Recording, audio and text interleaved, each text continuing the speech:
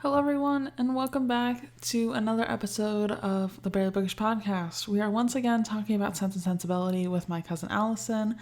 I hope you guys are enjoying this as much as I am. We are getting to the spicy bits in the 1800s, which is just a whole lot of gossip, and I love it. So I think you guys will love this too. It's fun, and Allison's a lot of fun.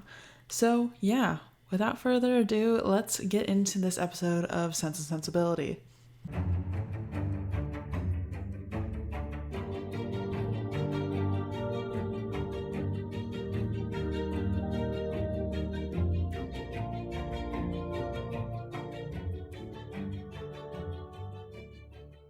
Okay, hello everyone. Welcome back to Sense and Sensibility. I am once again with my wonderful cousin Allison, so we can talk and deep dive into these chapters.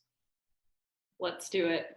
It's gonna be great. It's gonna be great. These are the spicy chapters, in my opinion, and as you have previously stated, the saucy chapters. So we're on chapter 30. Mrs. Jennings immediately barges into the girls' room. And she's like, I heard about Willoughby's soon-to-be marriage, and she hopes his wife plagues his heart. Tactless. She's just like, I hope he has the worst marriage. And then she says that Marianne should have a good cry, and that the Perrys and Sandersons are coming to dinner, so that should cheer her up. And one of my first notes is in all caps, Mrs. Jennings has no chill. Literally, she's like, I hope he just his wife is the worst person alive, and I hope he constantly suffers every day. And then she's like, anyways. All I can think is in Mulan when Mushu's out there dishonor on you, dishonor on your cow, dishonor on your family. Honestly, that's basically it. Miss Jennings is Mushu. Mrs. Jennings is Mushu. Anyways. She is Mushu. She's just along for this journey. Well, the hype woman. I'm now imagining when Mulan has to hold Mushu by the tail because he wants to run and charge into a fight, because the amount of times Miss Jennings just ready to, she's like, we will never speak to him again. I don't care. My sons will never, or my daughters will never allow them in our household. Nothing. And then Miss Lady Middleton's like, unless. And oh my gosh. Yeah. She's just ready to go off at any given time. I know. I love that for her.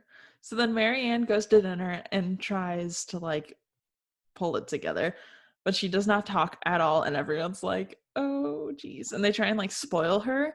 And she's like, this is where I had my note where I had to go find the page. Okay. What is it?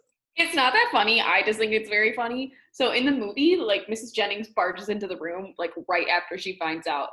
Mm-hmm. And Marianne's obviously 1-800 not okay. Having a fit. And Mrs. Jennings walks in, she's like, it's all true, everything I heard. And then she just goes, can I tempt her with some olives? It's not that funny. I just find it so funny. And I was really hoping if that exact line would be in there, and it wasn't, but they did mention had not Eleanor, in the saddest countenance of her sister, seen a check to all mirth, she could have been entertained by Mrs. Jennings' endeavors to cure a disappointment in love by a variety of sweetmeats and olives and a good fire. It's not that funny. I just find it so funny for myself. I just love that Mrs. Jennings has not been around girls their age in a long time, and so she's kind of out of practice. So she's like, can I offer you? And she looks all around, and then she sees olives. She's like, olives? What do we have? Anything jarred? Anything cured? She's like, that'll mend a broken heart. There you go. They didn't have macaroni and cheese yet, so I know. Or ice creams by the gallon. Actually, maybe at that point in time. Well, they probably had. It was ice cream invented. 1 second.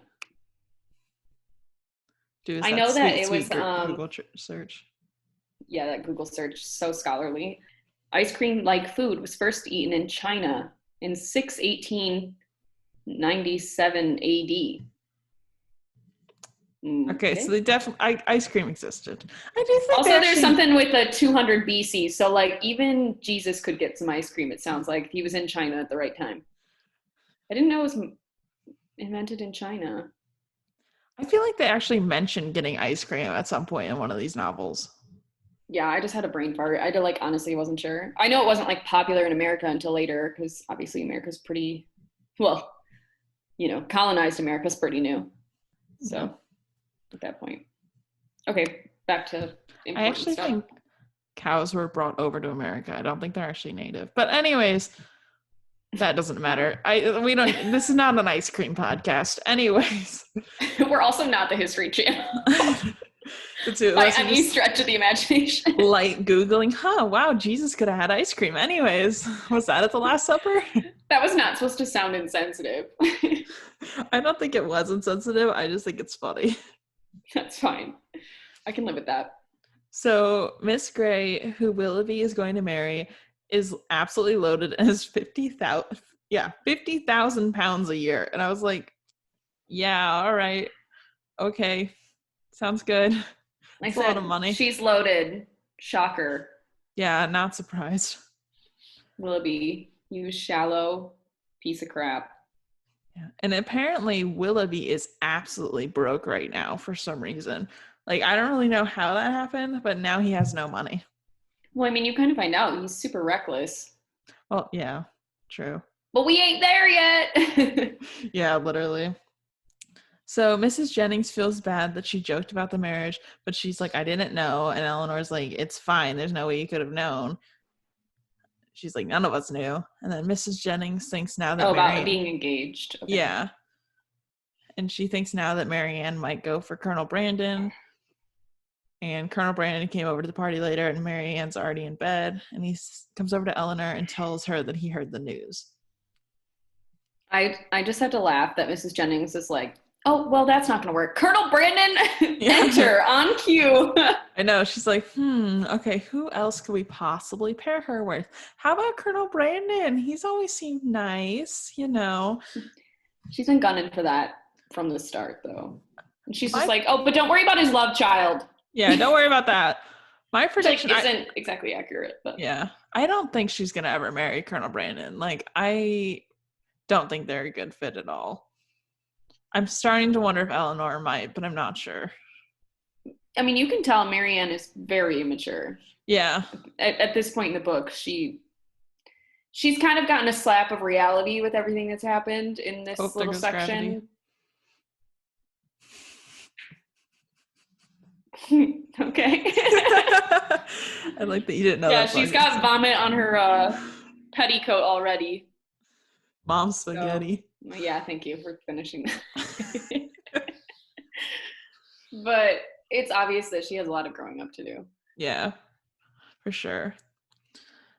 So chapter 31, my first note is Marianne is still depressed, which, yeah. So Eleanor and Marianne are chatting and trying to get through this, and they're just like discussing everything that's going on. And then Marianne, being dramatic, says that Miss Jennings cannot feel and cannot try to be kind. All she cares about is gossip. Honestly, I get her displaced anger. How old is Marianne again? I forgot. I think she's like 15. My point is, she's not that old. Yeah. So it's not surprising that she acts this way about her. I mean, honestly, Mrs. Jennings is tactless.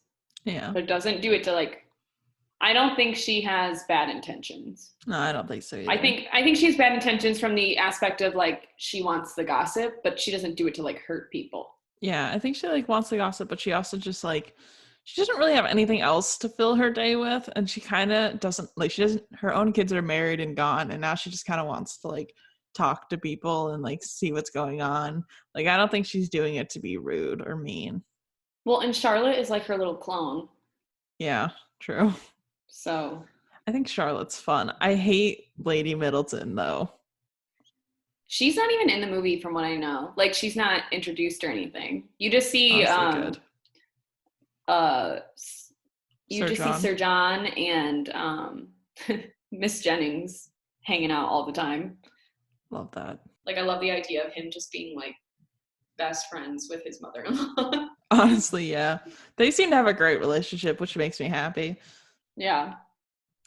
So Mrs. Jennings comes in the room and gives Marianne a letter from her mother. And Marianne, as they're delivering this letter, think it's either from Willoughby explaining and professing his love, or that it's Willoughby himself running into the room to profess his love. And as soon as she sees that it's her mother's handwriting, she's even more tore up about it. She loves her mama, though. I know, but she's like so dramatic. She's like, he's going to come back. He's going to change his mind. And I'm like, honey, no. Yeah, it's too late for that. Before, I could see it, Yeah. but at this point. But Mama Dashwood is behind the times. Oh, yeah. Yeah. She's like, I can't wait for you to get married. I know, it's so bad. Yeah. And then as soon as like Marianne reads it, she starts absolutely bawling her eyes out.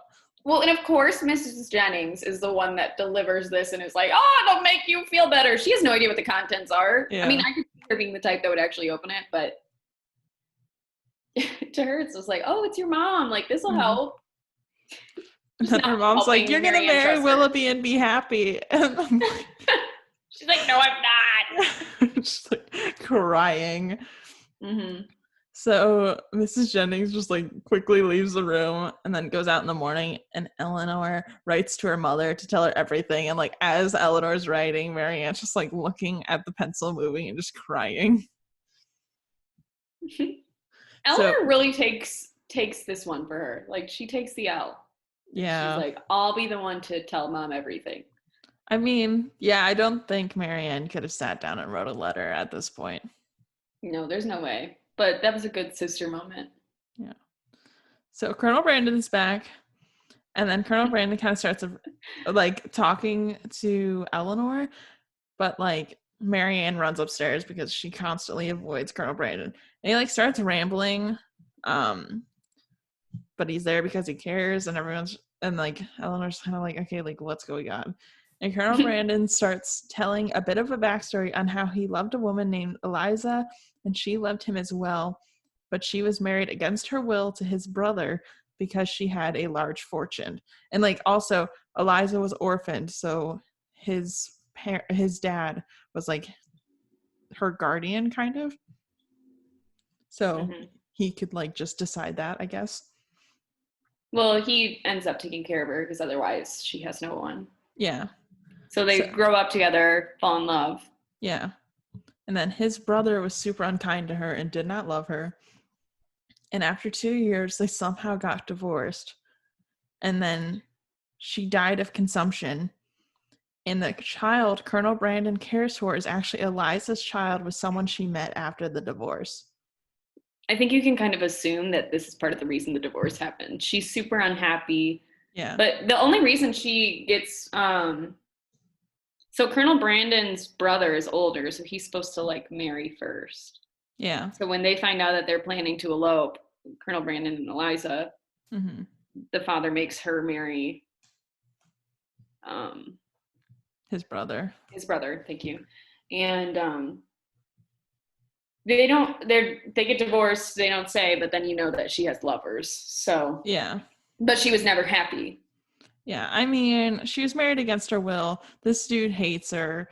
I don't blame her at all. Yeah, I mean, don't love some adultery, but, she's also being forced into a marriage, which sucks. Yeah. Fully against her will. So, it's fine. So there's a lot of just bad stuff going on. Yeah, literally. I'm just like, at this point, I reserve all judgment because this is just a horrible situation that no one should have been forced into. So the kid's like 14 now, and she ran away and completely disappeared, and Colonel Brandon could not find her anywhere. And she's been gone for like a year now. And then we find out that the girl has been seduced by Willoughby, and then he left her by herself and promised to return to her and never came. And this is when he started talking to Marianne. And he mentions briefly that like Willoughby took her innocence, but like I did not know what that means until like a couple lines later when oh my goodness, Rachel. Listen, I was like, okay, maybe it's because like he took everything, like because she can't get married after she ran away with a guy. I was like, okay, so like I get it, like her innocence, like as a young woman, now she has to grow up because she has to be a spinster, you know? But then like in a couple lines we find out that like he got her pregnant and she now has a child. Yeah, I can't tell exactly if she runs off with Willoughby in the beginning or if he ends up just being there along the ride. I think she ran away with Willoughby. Like the way this is The important part is it ended up with a little baby situation. Yeah. So Colonel Brandon also says he's known for weeks but didn't want to say anything because he thought that they were engaged and he didn't like want to ruin that for Marianne. And then Colonel Brandon, so gentlemanly. I know. He's like, your boyfriend's been sleeping around before you, well, it's technically before you met, but yeah. Just so you know, I'm not going to ruin it for you.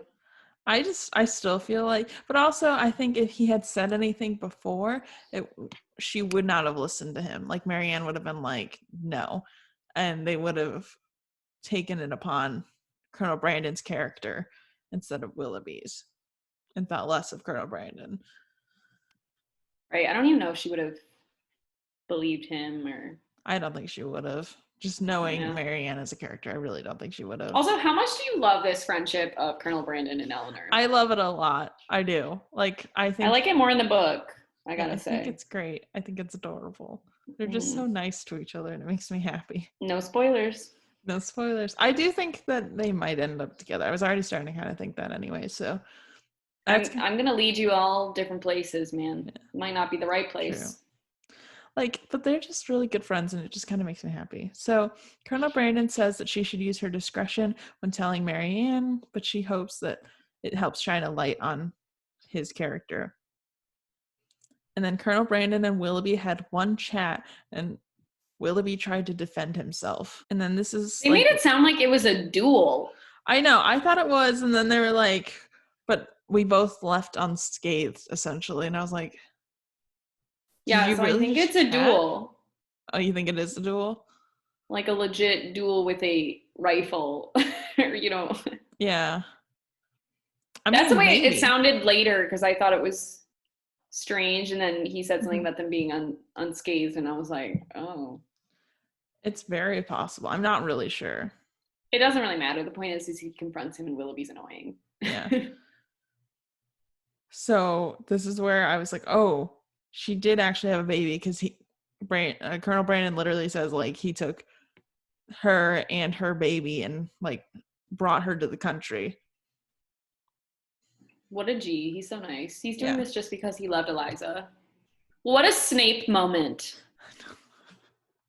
Full circle. Spoilers. Oh my goodness. Sorry. Every episode I bring Harry Potter into it and I'm not even trying to. It just comes up. It's fine. So enjoy. It's part of the culture. It works. It's fine.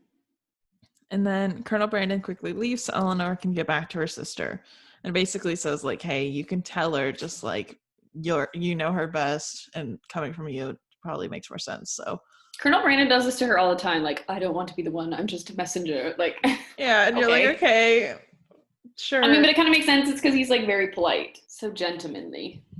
I know. I love that for him. Love that journey for him. That growth. So chapter 32, Eleanor tells Marianne everything. She doesn't really want to believe it, but after that, she's much kinder to Colonel Brandon when he comes around, which is good. She like doesn't hate him, but she's not amused still. Yeah. Like she's basically doesn't quickly leave the room every time he shows up like she has been. Yeah, she like respects him a little bit more. Yeah. So Mrs. Dashwood finally knows and is like an absolute wreck about it. And she tells them to stay in London because she knows everything in Barton will remind Marianne of him, which is like a good fact. Like London's also not great, but at least it's new. Yeah, that's it. Mama Dashwood knows what she's doing here. Yeah. She's trying to protect her little babes. I love that Margaret is never mentioned again so far.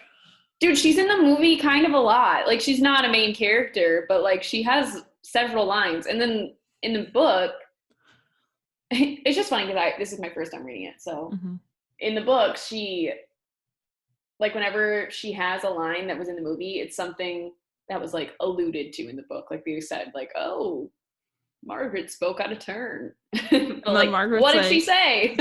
she's like, I'll mess you up. And then they're like, okay. She's cute in the movie. You'll like her. I can't wait to see the movie. I really like it. Like, it's definitely got that like slow. It's not as like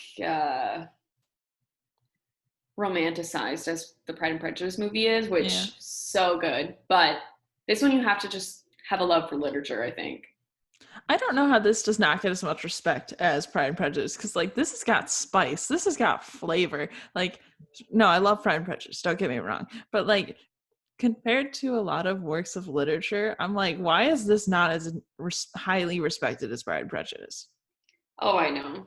It's I so think good. Michael likes this story better, I think, if I'm not mistaken.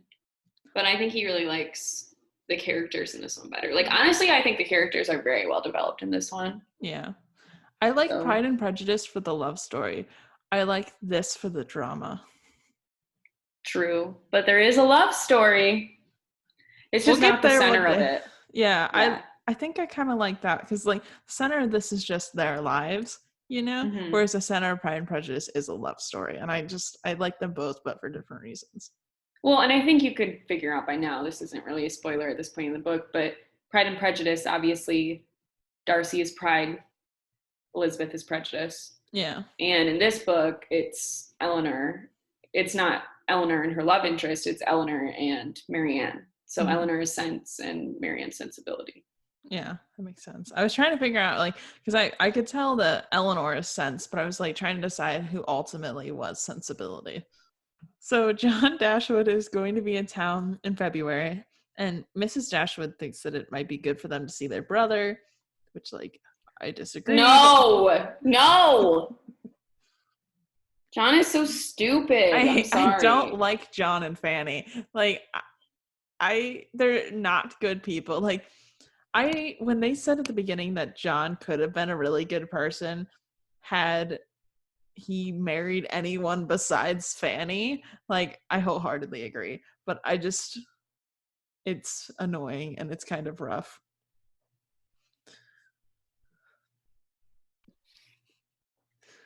So Marianne secretly thinks to herself that this might be good for Eleanor so she can spend time with Edward while Eleanor is still trying to plan to avoid Edward. So it's just like this continuous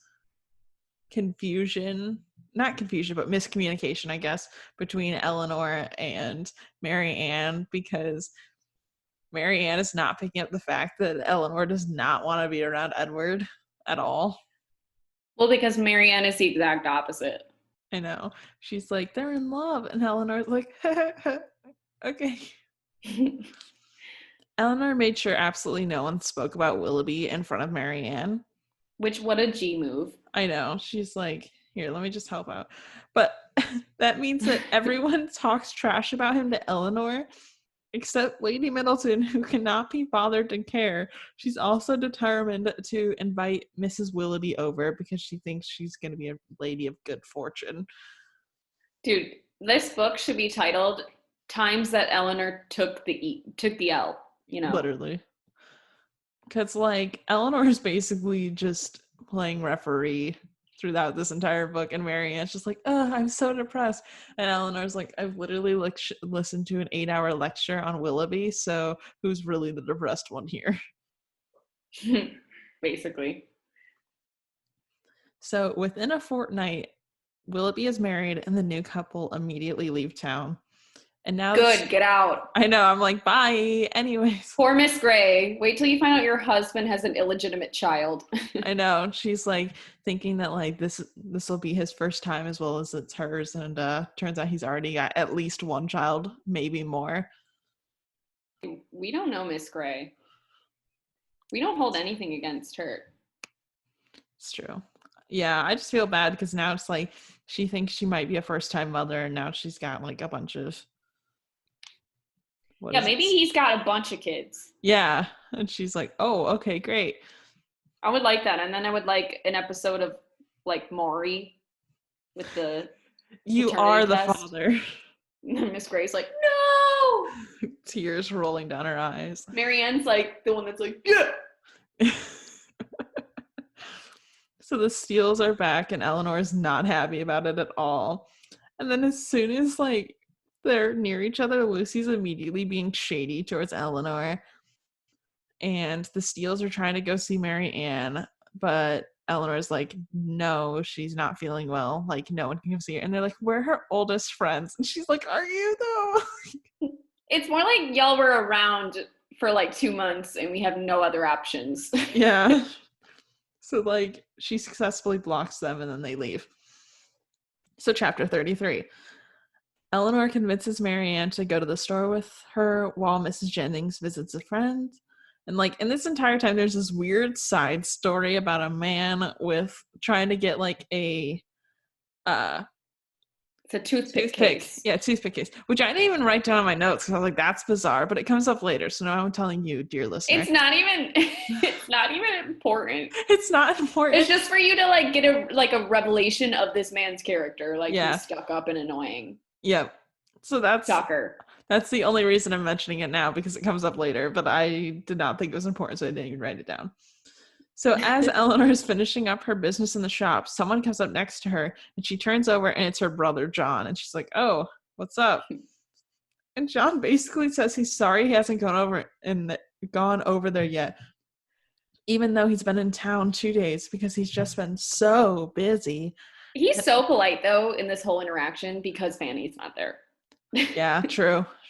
I mean, he is more polite than normal, but he still like didn't even tell the sisters he was in town yet. But like, do they want to know he's in town? Not really, but like still, formality wise, he should tell them. Etiquette, I guess. Then he also says he's happy they have such rich friends, so they'll want for nothing. And Eleanor's like, okay, and she's like a bit uncomfortable about it. Well, money is everything to John. I know. He's obsessed with being rich. He's like obsessed with people that are rich, the idea of being rich, the color of money. Like he talks about it all the time. He's like, oh, that person looks like they have money. I must go meet them. Like I know. Literally though. He's just it's like he can smell money like a bloodhound, you know? Yeah. He just seeks it out so much. So the next day, John comes over by himself because Fanny is, quote, too busy with her mother, unquote.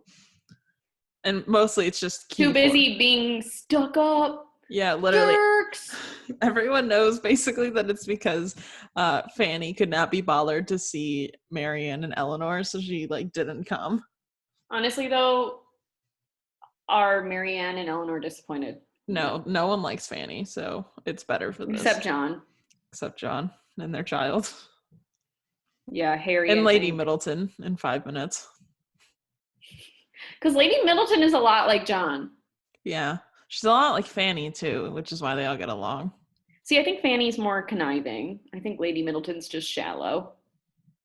Yeah, that makes sense. That's my interpretation, and I'm running with it. I can see that. So Colonel Brandon comes over, and they all hang out for a bit. And then Eleanor walks John over to the Middletons. So John's like, as they're walking, says that he's convinced that Colonel Brandon wants to marry Eleanor. And he just like mansplains to it for a second. Yeah, and Eleanor's like, no. And he's like, no, I know.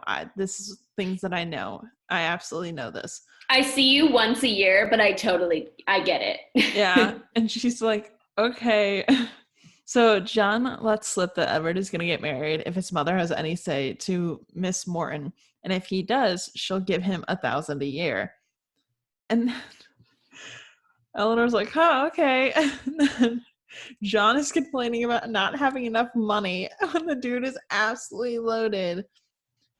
Oh, I love when he talks about this stuff. He's like, we can barely afford anything because we had to buy new china. Because you guys took the china that was rightfully yours. Yeah. When we took over your house, you took the cutest end table. Like, literally. It's like, we had to replace it and it took less than a month's allowance. I know. And he's basically like, he can't survive without like 700 plates to his name. Yeah, he's ridiculous. And I think Eleanor's he just keeps saying this to continue to justify the fact that he doesn't help them. honestly, probably. Like, I can't even tell. I think he's actually convinced that they don't have enough money, though. Well, because Fanny, he just like rationalizes things, and he's very easily manipulated, as we see with Fanny all the freaking time. So. Yeah, literally. So Eleanor's trying to be nice, but she's taking the approach of not saying anything at all. But then John starts talking about how they want to get money from Mrs. Jennings, or how the girls should get money from Mrs. Jennings when they die, when she dies. And Eleanor's like, no, she has 2 kids. This is him continuing to try to rationalize his decision to not give them any money. Yeah. And then John's like, well, her kids are well married. And Eleanor's like, no, that's not how this works. And then they end up the Middletons, and the Middletons like John. Right. Because Sir John likes anyone. Yeah. And Lady Middleton just likes the idea of people who are rich. Yeah, basically. So chapter 34, Fanny waits on the Middletons and Mrs. Jennings. And the book literally says that Lady Middleton and Fanny like each other because they're both cold-hearted and selfish. I said they're cut from the same cloth of selfishness in my notes. I just love that Jane Austen did not pull any punches. She's like, no, they're literally just the worst. Yeah. You can tell that Jane was burned. Oh, yeah. She's like, hell hath no fury than me scorned. I'm going to write some books. I'm going to give them some names like Wickham and Willoughby when his name is like William in real life. And I'm going to... Yeah. She's like, they'll know. No one else will know, but they will. So Mrs. Jennings does not like Fanny at all and doesn't like... I was shocked by that. You were? Yes, because Mrs. Jennings likes anyone, pretty much. She likes anyone that'll tell her anything. Maybe because Fanny's a closed book. Yeah, I don't know. I think Mrs. Jennings likes gossip, but Fanny is like rude intentionally. And I don't think Mrs. Jennings likes anyone. Like, she wants gossip and she wants to enjoy it, but I think she also likes to surround herself with people who are like mostly kind and like try and get along with others. You know, like, yeah, but I definitely think she's a bad judge of character. That's true. I mean, she is. It makes me think of that line from The Grinch. Sweet kid, bad judge of character. I was like hoping you would say it because I wasn't exactly sure which line you're talking about. But now that you said it, I'm like, oh yeah, I remember that. I think it's when they're in the mail room or something. Probably. I don't remember. Did you just watch it in your Christmas playthrough? It actually was just on recently. We watched it Thanksgiving, like after dinner, and then we haven't watched it all the way through since, but it was on TV yesterday. At the time of recording, this is right before Christmas. Yeah. Literally 2 weeks before Christmas. I don't just watch The Grinch year round, but I wouldn't judge you if you did.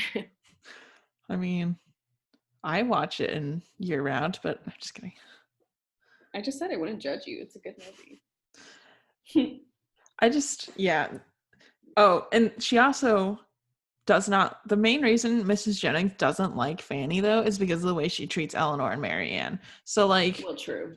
I think that also plays into it, too, is that she literally is just watching them all interact, and she's like, because Mrs. Jennings isn't that stupid. Yeah, she's kind of smart, you know? Like, she's kind of. Like, she likes the gossip, so I feel like she watches people. I think she's very good at taking things for like face value. But I have to say, most of the time her intuition on gossip is pretty spot on for the most part. Yeah. I don't know. But I think it's one of those things where she decides when she wants to look into something or not. Like with Fanny has no relationship to herself at all. So she's like, yeah, I'm going to watch you more. But like the Steele girls, she doesn't really watch as well because she's like, they're my cousins, no matter how long distance they are. Right, I can see that. So Lucy comes over and says Edward is in town, but he isn't able to visit her. And Eleanor's like, okay.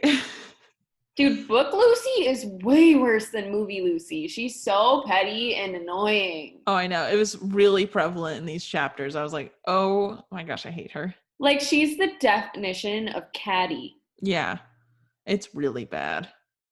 It is bad. So John and Fanny throw a party and invite the Middletons, Mrs. Jennings, Eleanor and Marianne, and Colonel Brandon. Also, Edward's mother is going to be there, and then they also invite the Steele girls since they are staying with the Middletons. But Lucy says Edward can't be there because he can't hide his feelings for me. She hasn't said that yet, but yeah. Well, because she thinks he's going to be there. Yeah, she says it afterwards to like cover up for the fact of the reason why he wasn't there. I would like to actually read. Oh no, you're right. She actually did say it right then. Yeah, because it's like Eleanor thinks he's going to be there, and then she says that. Yeah, she said she can't conceal his love when he's around me. Like, she knows like, that Eleanor and Edward have a connection, and that's why she says the crappy things that she says. I know. And they literally say that Lucy really wants Eleanor to be envious of her, but Eleanor is just like, yikes, and feels kind of bad. Well, and I love that she's like, oh my God, I'm going to finally meet Edward's mother. I'm so nervous and excited and whatever. And Eleanor's like, yeah, I don't want to be you right now. And then so Lucy gets all mad. And then Mrs. Ferris is so mean to Eleanor, like the whole time. Yeah. Because they're on to, because Fanny probably dropped a hint that Edward looks like he likes her. Yeah. And they're trying to arrange this marriage. Absolutely awful to Eleanor for no reason. Mm-hmm. And so instead of just like being just rude to Eleanor, they also praise Lucy so much. I know, because it's like she's not Eleanor, so they're like every time Lucy does something, like, wow, you're amazing, and then they look at Eleanor, they're like, you're a hot flaming piece of garbage. I know. And then Lucy's like, oh my God, they love me so much. I know. And Eleanor's like, probably because they don't know you're engaged to their son. Literally. So no one has anything really to talk about after, like, they're at the party. No one has anything to talk about, and the ladies are in the drawing room, so they talk about kids for a bit, and they compare the height of Harry Dashwood and Lady Middleton's oldest. Like her favorite subject, her children. Yeah. And everyone's just like, okay. And neither of the Dashwoods like really talk about it, and they get all mad that no one has an opinion except like the members of the family and the Steele girls. They all are like voting for their own team. Yeah. I also think it's important to note that this dinner that they have is extremely lavish, and John is talking about how they have like no money. I know. But Mama Ferris is paying the bill, so like it was huge. So obviously they have access to money. Yeah. I mean, when literally though, like when Mama Ferris goes, now that Edward's not in the picture, some of the girls are probably gonna get some money. Yeah, the devil works hard, but Mrs. Ferris works harder. She Kim K.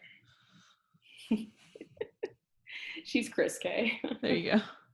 Or Chris K. Kris Jenner. Jeez. Yeah, Kris Jenner. So Eleanor painted these screens and everyone is admiring them when Miss Ferris says that Mrs. Morton could have done better. And Marianne's like, no, and asks why they brought Mrs. Morton into the conversation when they're talking about Eleanor right now. And no one wants to admit that they know that, like... Marianne's so cute. I know. She's like, my sister's really good, okay? Yeah. She's like, I'll mess you up. So then Marianne comes I'll mess you up. Like Marianne comes up to Eleanor and curls into her and tells her not to let them make her unhappy. And then she like burst into tears in her She's arms. so emotional. I feel for her. Yeah, I felt kind of bad for Marianne because she has no idea what's happening right now, you know? Yeah, and Eleanor is very aware. Yeah. And like Marianne's just doing her best to defend her sister, unsure of like this elephant in the room. She doesn't see any sort of elephant, and she's just like, you guys are being like really mean to her for no reason. Oh, and then Marianne regains her composure, and John turns to Colonel Brandon and starts talking absolute trash about Marianne for no reason, because he thinks that it'll make Colonel Brandon like Eleanor more. But basically, he calls Marianne absolutely ugly. He's like, she's gone through heartbreak and she's lost all that's beautiful about her. I know. He's like, she was once pretty, but now she looks like a trash bag. Yeah. I kind of laughed at that because I don't think that's in the movie. I actually did watch it this past year, but I can't remember. I haven't seen the movie, so I don't have anything to offer. Can't wait to share that with you. I know, it'll be a lot of fun. So, chapter 35. Lucy comes over all happy that Mrs.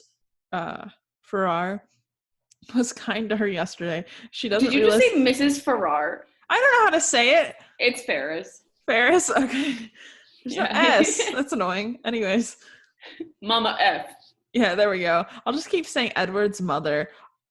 So Lucy shows up. Yeah. Lucy rolls up and she's like, yo, Edward's mom was really cool and like really nice to me. And Eleanor's like, yeah. She liked me better. Like that's what she's doing. Literally. And Eleanor's like, well, she didn't know. So, and Eleanor's trying to be really nice and it's just not working out. And they're like starting to get really petty towards each other. And of course, Edward just shows up right then and there.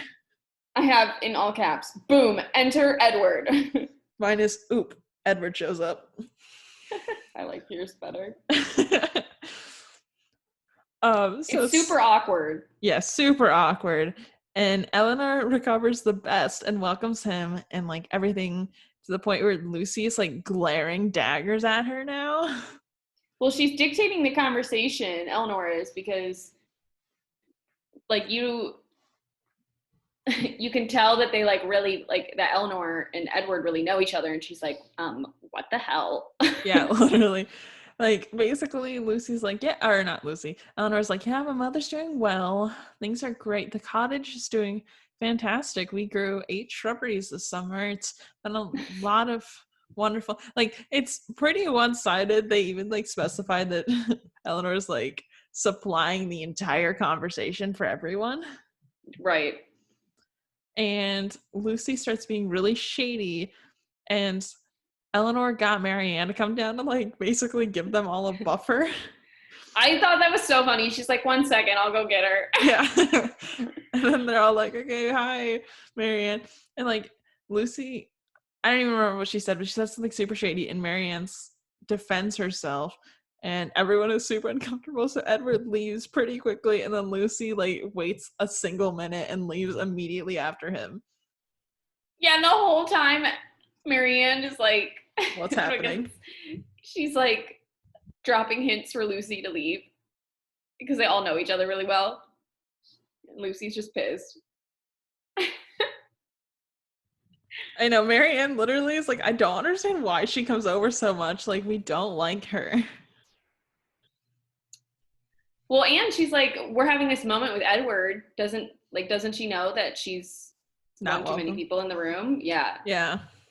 Because Lucy, like, doesn't say anything the entire time either, except being really shady. And, like, Marianne's like, how do we get her out of here? Well, because Marianne knows nothing about all the gossip between everyone. Yeah. She's too self-absorbed with her own problems. Literally. So she cares about Marianne, though. Yeah. You mean she cares about Eleanor? Sorry, yes.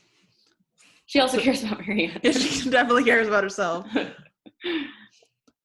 Chapter 36. Mrs. Palmer delivered her baby, which is cool and great. Love it. But this Love surviving childbirth. Yeah, there we go. 1800s, yeah. So this means that Eleanor and Marianne now have to spend all their time with the Middletons, and no one's happy about it. But Mrs. Jennings thinks this is a great idea, so they can spend time with the Steele girls. And like Marianne and Eleanor are like, how do we get out of this? Like, are you kidding me? The whole time that they are away from their house, they're trying to figure out how to get back to their house. I know. They're basically just sitting there like, can we like go home? Like, I don't like this. Yep. So someone invited Fanny, Eleanor, and Marianne to their house, and Fanny is all mad that she had to spend time with, like, has to spend time with them.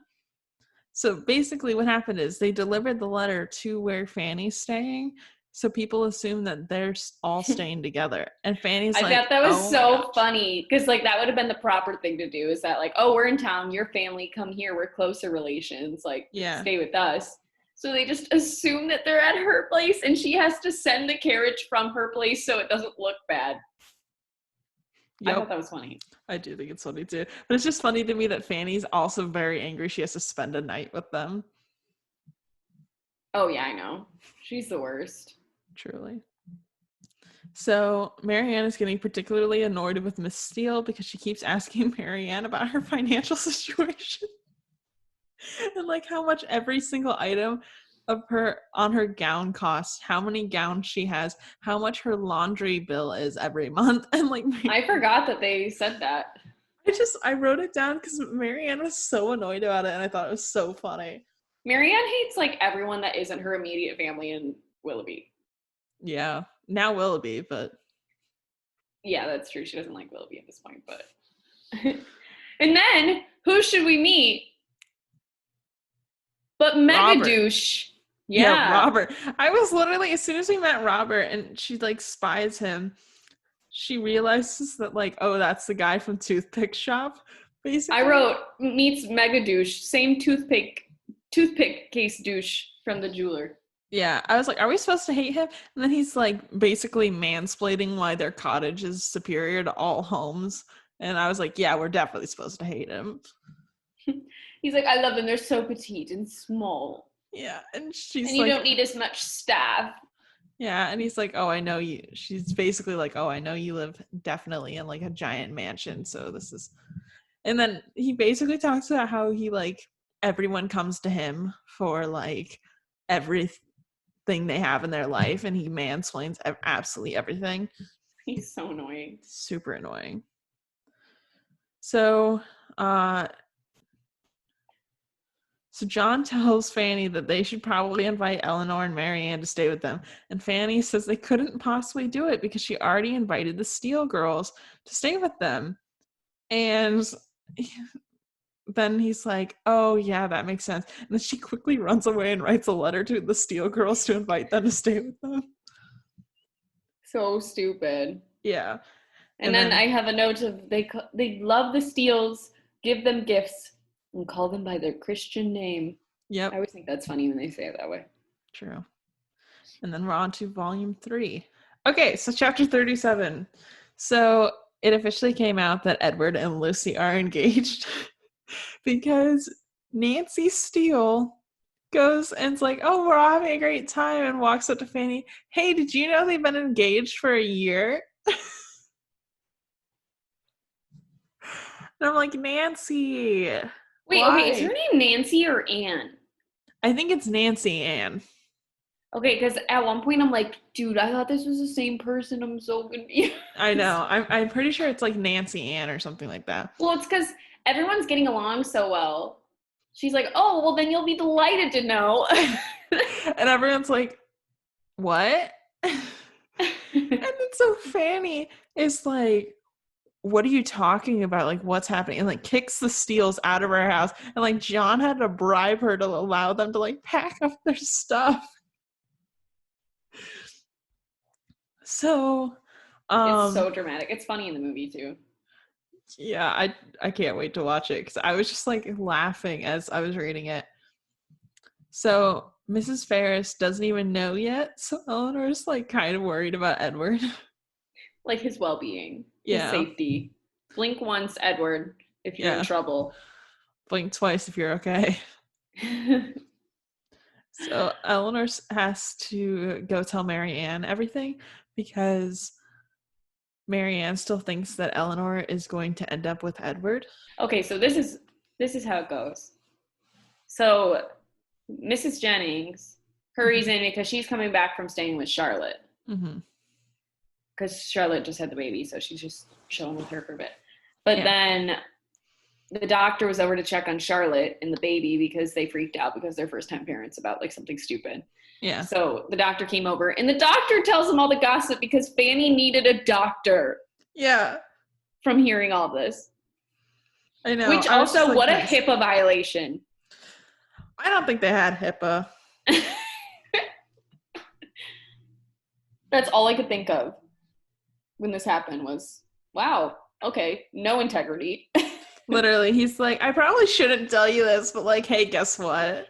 And Fanny's just, or Mrs. Jennings just like, oh, you know who I immediately have to tell? Everyone. Every single person I've ever met. Okay, anyways.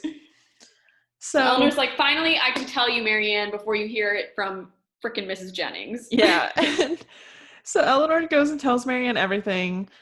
And Marianne's like, what? And considers Edward a second Willoughby. I put in there, big girl moment for Marianne caring about someone else. I think it's funny because for Marianne, it's like it was very black and white that they were going to get engaged soon. And now she's just like, oh, so you're in the same situation I am. And Eleanor's like, not really. Like, I never had any idea that we were going to get engaged. So, yeah. But Marianne does a really good job of just like listening, but thinking those things about Edward to herself, which is a huge big girl moment for her. Like, yay, very for proud. Character growth. Literally. So Marianne's like, how did you keep so calm and collected? And Eleanor's like, well, I've been dealing with this for 4 months. And she's like, what? So, dude, I can't imagine finding that out after being such a whiner. I mean, for good reason. Good reason that she's being a whiner, but she's so emotional, you know? And then I know.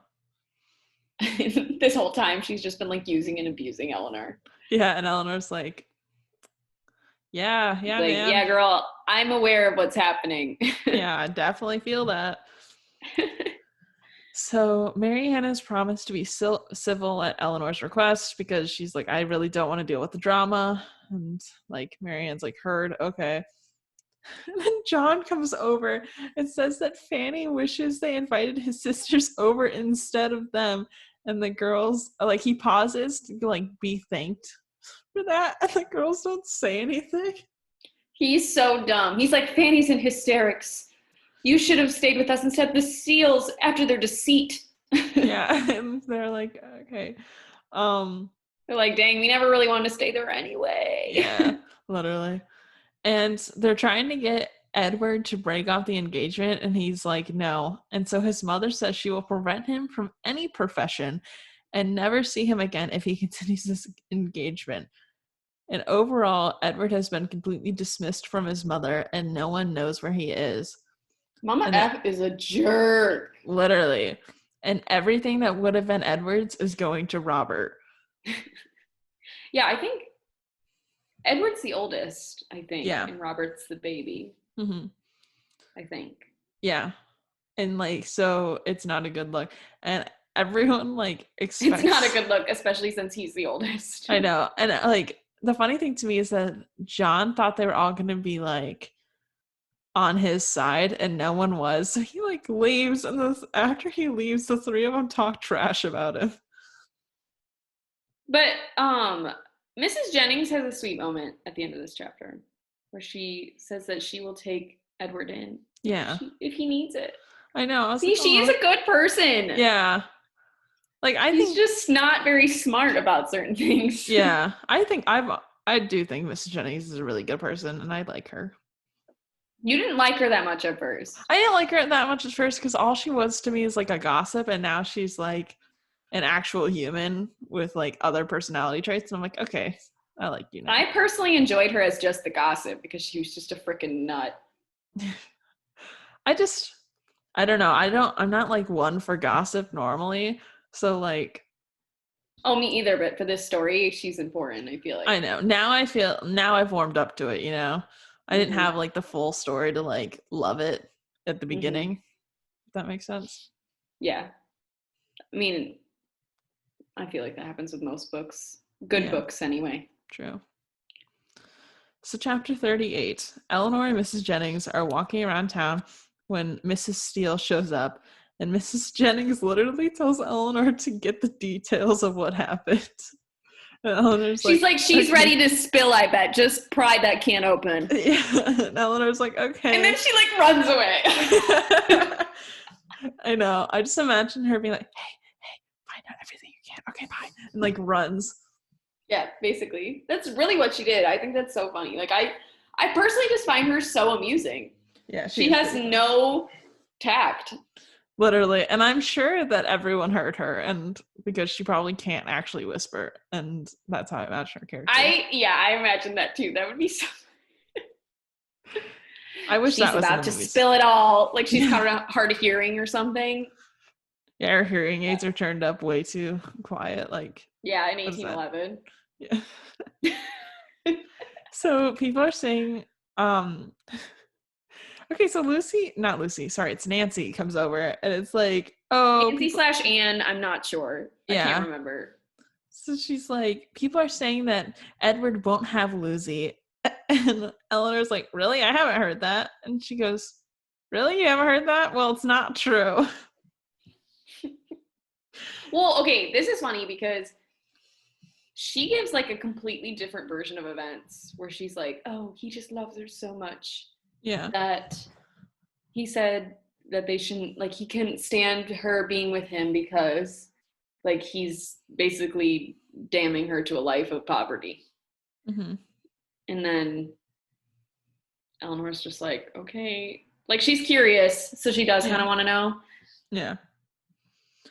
Yeah. She brings up, oh my gosh, she brings up the dang doctor again. Have we talked about this doctor? You can spill about the doctor. What do you want to talk about the doctor? No, but have we talked about it?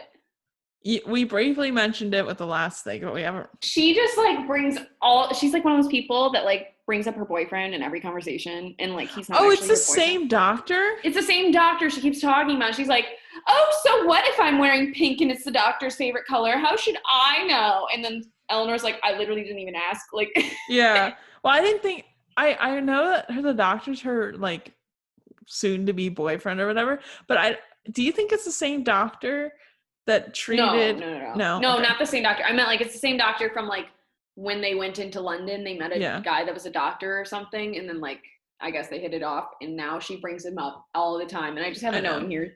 Somehow she finds a way to bring up the dang doctor again. Literally every time she does, I just ignore it because I don't care. Like, yeah, that's true. I just find it annoying.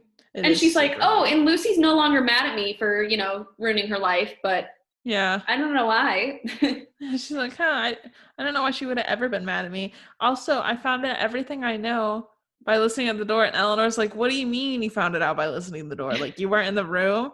And she's like, no. And Eleanor's like, why did you tell me? Stop talking. Yeah, stop she's like, talking. Don't tell me anything. She's like, I don't want to know things that like were private words. Like, she's like, it would have been different if you were in the room. But like, if you're not even in the room, you're listening at the door. Like, no, thank you.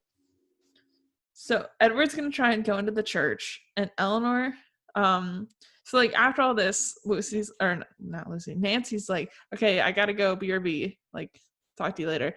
And Eleanor's like, okay, bye. And then like Eleanor and Mrs. Jennings get in the coach, and like she fills Mrs. Jennings in a bit, like things she thinks that Lucy would want everyone to know, but like she's not super happy about the fact that like she found this all out through Nancy listening at the door. What we learned from this whole conversation that's important, that I think are the things that she tells Mrs. Jennings, are they're going to wait until Edward has a job, which, like to get married, which is a pretty fruitless labor because Mama F is hell-bent on making sure he doesn't get a job. Yeah. And then she makes this weird comment at the end that Edward and Lucy were all caught up into each other, so she couldn't really hear some of the things that they were saying, like as if they were like hardcore macking it. Like, yeah, she's like, well, they were in a closed room by themselves, wink wink. And like Eleanor's like, okay. Like, all right, thanks, I didn't want to know. Yeah. And then Lucy writes Eleanor a letter that gives almost an opposite account of events. Like, still the same message at the end, but it was like, oh, she says, Edward, you don't have to marry me. Where, like, you can be released from this obligation, whereas Edward's like, you should be released from this obligation. Like, that's what her sister said. So she gives, like, you can tell that the truth is probably somewhere in the middle. Yeah. I really think that Edward would have released Lucy. I don't think Lucy would have actually released Edward, Right. I mean, you can assume that Lucy probably isn't telling the truth to Eleanor more, but I don't know, I just thought it was so funny. It is really funny. That entire scene made me laugh. Oh yeah, they're a little crazy, but honestly. So, chapter 39, they've been in town for 2 months now, and Marianne is like, please let me go home. I just want to go home so bad. psych. Yeah, and then Eleanor's like, no. And the Palmers are going home for Easter. No, it's more like they say, Mrs. Jennings, can we go home? And she's like, no. Yeah, she's like, no. No, we have to go to Cleveland first. Yeah. So the Palmers are going home for Easter, and Mrs. Jennings wants to go with them. So the girls are going to go to Cleveland, and Marianne's like, no, I don't want to go. And Eleanor's like, listen, we'll go to Cleveland. It's closer to Barton. You know, then we're only like a really long day's drive from Barton. Instead of we can 3 go days. home after. Yeah, she's like, we can go home after. And Eleanor's like, or Marianne's like, fine, we'll go. So Mrs. Jennings tells Colonel Brandon that the girls are going and are not going to be returning with her, even though she really wants them to. And he gets up and starts talking to Eleanor. So at this point, Mrs. Jennings is like, ooh, this is an engagement. And there's like, they're taking out like these clips of lines that she can kind of hear. And she thinks they're getting engaged. But then we find out what actually happened is they were talking about Edward. And Colonel Brandon says that the living of Delaford is vacant, and if Edward would like it. And he also says that the living is not enough for a marriage between Edward and Lucy, but at least it would be something. He is so sweet. And then he's like, Eleanor, you have to be the one to tell him because, like, obviously it's a generous offer and it's tacky if he tells him. Yeah. Because he doesn't know him. Yeah. I think he's kind of along the lines of, I don't want it to look like a charity handout. Yeah, which is nice. Like, Colonel Brandon's basically like, you're great for this job. I know nothing about you, but you're wonderful. You're the perfect match. Oh, yeah. He said he's talked to him briefly, but they're both like so shy that they just respect each other. Yeah. I think they're very similar people at the end of the day. For sure. Yeah. But that's the end of this section. What did you think? So I like Mrs. Jennings more, as previously mentioned. Colonel Brandon, I'm really wondering if he's starting to like Eleanor, or if it's like one of those things where they're just becoming better friends. I honestly don't know. Yeah, I don't know who's going to end up together, or if we're going to get introduced to someone in Cleveland. Because I know someone has to get married probably at the end of this, but like I don't see who's going to get married yet. There is still more drama in this book that we haven't gotten. Oh, I'm so ready. If it goes the way I think it goes. You're like, there's possibly a lot more drama. I mean, I don't know if the movie took liberties, but so far everything's been pretty spot on. So I have not read past this episode. Me either. It'll be exciting. I think you'll like it. I think that's what's kind of cool about this book, though. Like we said, I think the love story is like very secondary, and it's more about character flaws. Yeah. You'll like it. True. I think I already really like this book. Like, I wasn't sure at the beginning, but now I really like it. So. Yeah, I think once it starts unfolding, once they go to London, things really speed up. Yeah. Yeah, for sure. So that's all we have time for. And this has been a lot of fun. So, Allison, if you want the people of the internet to find you, where do you want them to find you at? Pretty much the only place you can find me at is on Instagram. So it's @_Allison Eason_. Doesn't really roll off the tongue nicely. I know, but you know what? Eason's greetings, so. The wedding hashtag that we never used. Literally. Corona, like. Oh my gosh. 2020. There you go. What a train wreck. Anyways, thank you so much for joining me, and we will catch you guys in the next episode. Bye.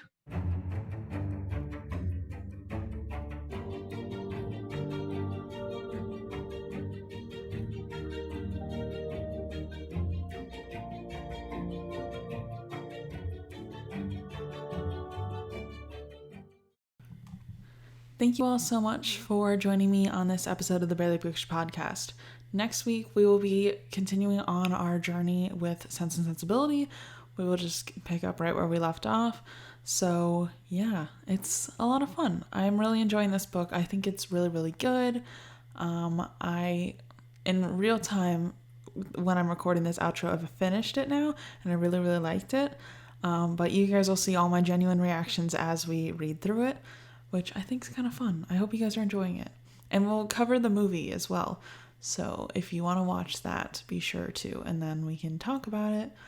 And the one with Alan Rickman is the one we're talking about. So yeah, that should give you a basis of where we're at. It's the Alan Rickman one. I don't remember what year that came out, but just find Sense and Sensibility with Alan Rickman, and that's the episode. That's the movie that we're watching. So then you can watch it and you can get our reactions, and yeah, it's a lot of fun.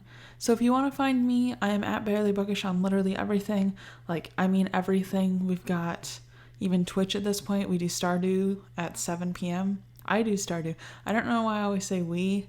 I think it's because this is like a business, I guess. So I'm used to like saying we during business times. I don't know. We sounds more professional, I feel like, but it makes it feel weird because it feels like I'm referring to myself as a group. Whatever, it doesn't matter. But yeah, I do Stardew at 7 p.m. on Wednesdays, which is the day this comes out. So if you want to watch Stardew, 7 p.m. Eastern time, come hang out with me. It's fun. We stream with Nova, who did the Fahrenheit 451 episodes.